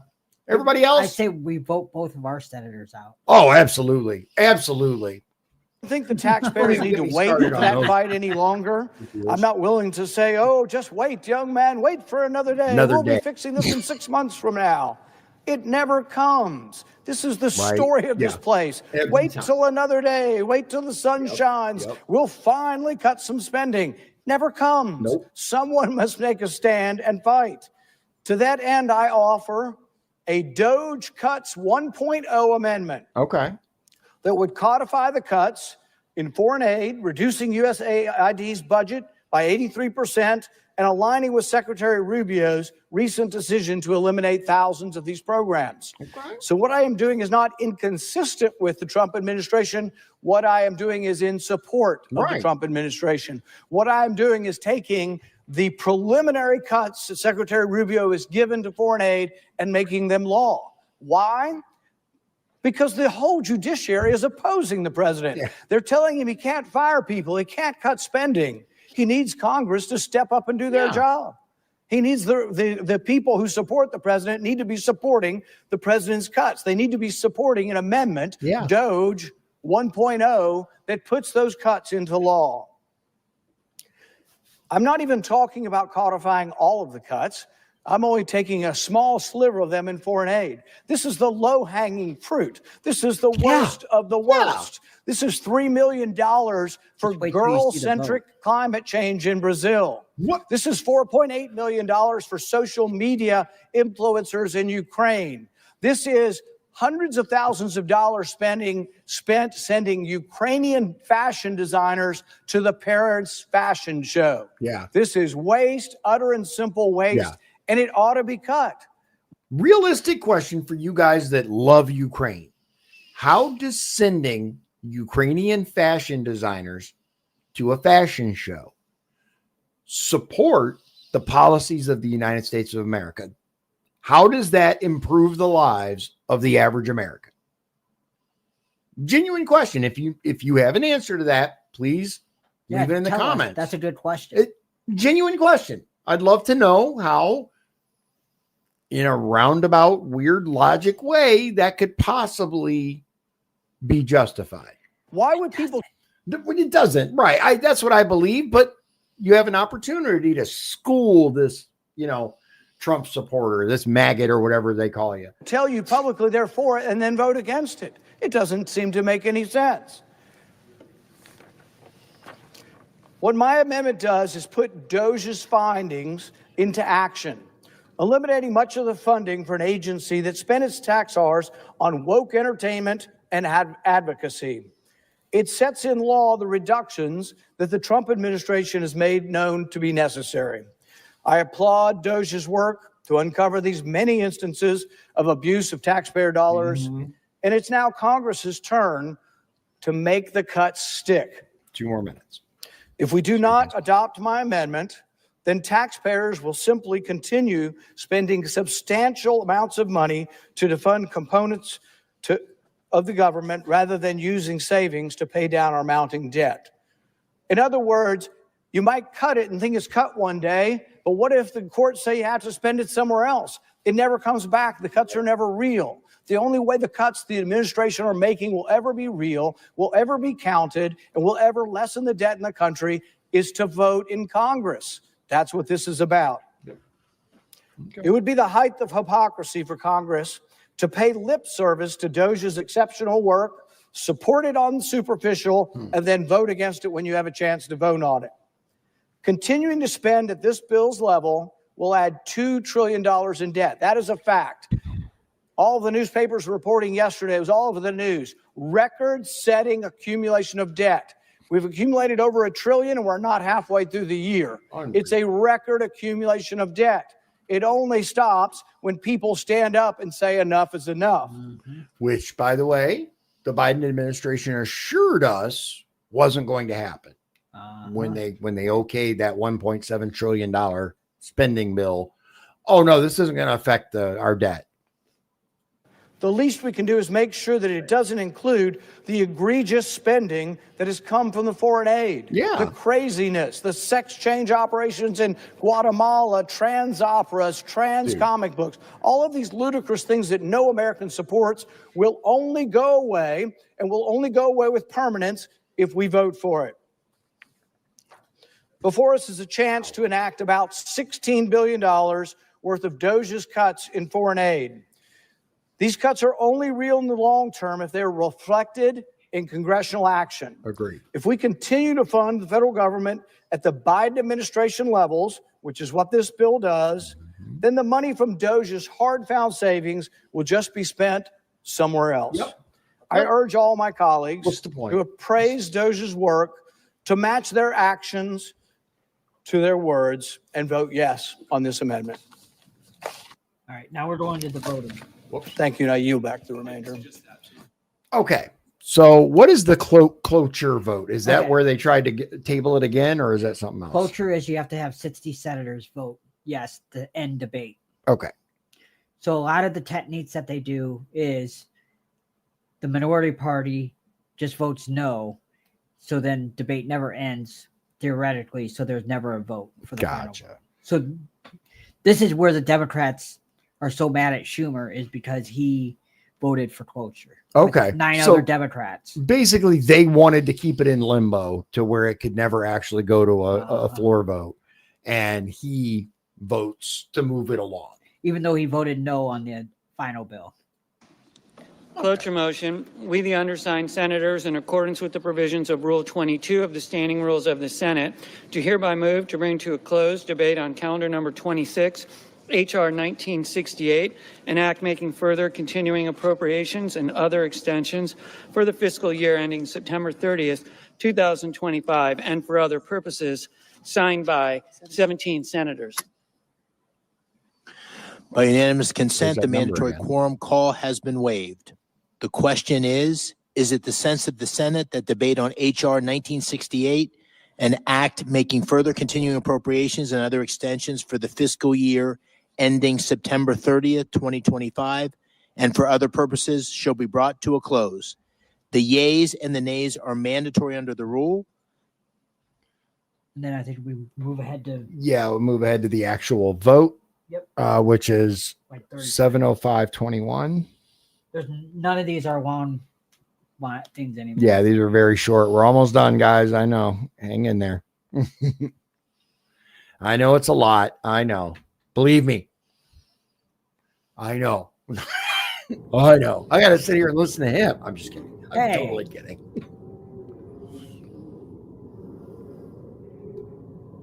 Yeah, it's like 20 seconds or Yeah, so. he's going to announce the vote. Here we go. This is just.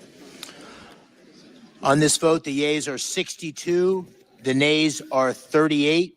3/5 of the senators duly chosen and sworn have voted in the affirmative. The motion is agreed to. Okay, which means it goes to an actual vote. Yeah. Right? And now they vote on an amendment. Oh, okay. And the real amendment is the Rand Paul amendment, right? All right. And that is at 7:50. So we're going to see that. Rand Paul does a little speech before. 7:50:26 to be exact. There. The amendment is not agreed to. What? Mr. President. No, you got it. Oh, is it Order. This is a Senator from different Kentucky. Different amendment. Call Okay. up my amendment 1266 Oh, and ask that it Van be Hollen. reported by number. The clerk will report. Senator from Kentucky, Mr. Paul, proposes an amendment number 1266. Okay. 1266. Order in the chamber. Yeah, shut up. Senator from Kentucky. All right. I compliment President Trump and Doge for exposing waste and abuse in foreign aid spending. It boggles the mind to think that some in Congress defend spending $2 million on sex changes in Guatemala, thousands on an LGBT opera in Colombia, and thousands on a trans comic book in Peru. This is the low-hanging fruit. If Congress can't vote to cut this egregious, crazy, left-wing lunacy, will Congress ever have the courage to tackle entitlements? Nope. Cowards. Yet there does remain a significant constitutional question as to whether these cuts need a congressional vote to give them permanence. Today, with my amendment, Congress can make these foreign aid cuts the law. Mr. President. The senator from Washington. Mr. President, the senator's amendment would indiscriminately cut $16 billion from state and USAID, including life-saving assistance. Secretary Rubio said he wants to maintain for the purchase of food from American farmers, programs to counter the PRC influence, and efforts to ensure American businesses are more competitive overseas. This amendment would cut funding for the USAID Inspector General by 83%, making any waste, fraud, or abuse hard to uncover. And it would gut global health programs like Trump, Rubio, and Musk say they allegedly want to preserve. Not even House Republicans went this far. This amendment would undermine American workers, American businesses, and our national security. No. I urge a no vote. No, it wouldn't. Ask for the yeas and nays. Okay. Is there a sufficient second? There we go. There is. Clerk will call the roll. Ms. Also Brooks. All right, here we go. And then you should skip Ms. ahead. Baldwin. Oh yeah. Okay. Let's skip to the vote. I was about to sit here. All right. I know you guys. Your time is valuable.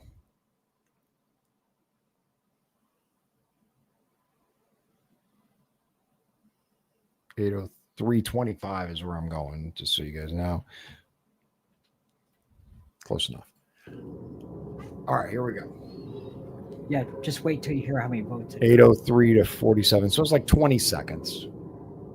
The votes that it is this terrible. This is for his amendment, right? Okay. Listen how many votes it got. Here we go.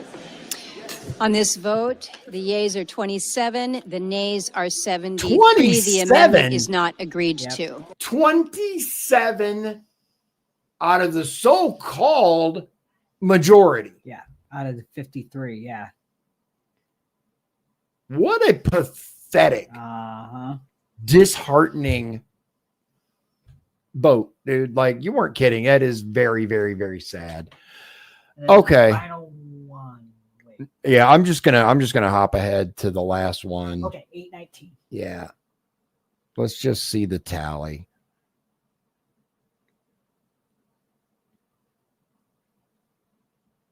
It's really, really difficult, guys, to find the spot. Okay. There. And now the final passage. All right. This is for the CR, the actual end vote. The yeas are 54, the nays are 46. The bill is passed. Bill is passed.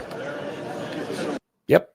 That's it. 54 to 46. Isn't that terrible? It is awful that only 20-ish senators had the courage of conviction to actually do what they've been claiming they want to do for the American people, which is cut fraud, waste, and abuse. I would like to know how our so-called senators voted on that amendment.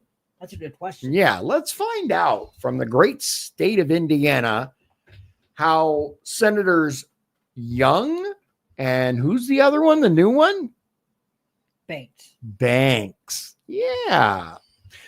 I will say this, during Banks's time in the House, he always followed pretty much what Donald Trump wanted. The policies that he wanted to put in place, the votes that he was kind of leading.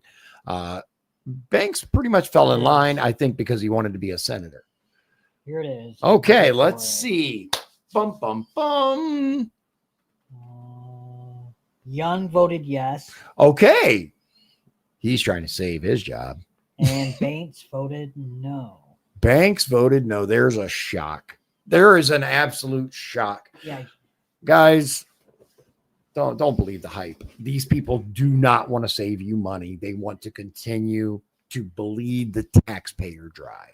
If I was going to guess, it would be both of them voted no. But Young actually voted yes. Yeah, good for him. Like I said, he's not exactly popular in the MAGA circles right now. He is desperately. He knows. Voters have short memories, unfortunately. So he's trying to dribble you some good votes here and there. Plus, he knew it wouldn't matter. He knew there wasn't enough vote. Here, I can throw you a yes vote and it won't matter. Mm-hmm. No problem. I can look good, right? Make it look good. All right, guys. You've been here long enough, and I greatly appreciate your time. We may or may not have a show for you Friday. We'll see. Maybe. But in the meantime, my editor is back at work, and she is working hard on trying to get some shorts going for you guys to give you guys some additional content. Because I know I'm not exactly. I know the whole name of the damn show is Dion's Daily Dose, but I've been busy. Okay. I promise I'll get back to daily uploads of some sort very soon. Until then, God bless you. God bless Indiana, and God bless the United States of America. I hope you have a wonderful evening. Don't listen to these traitors. Good night.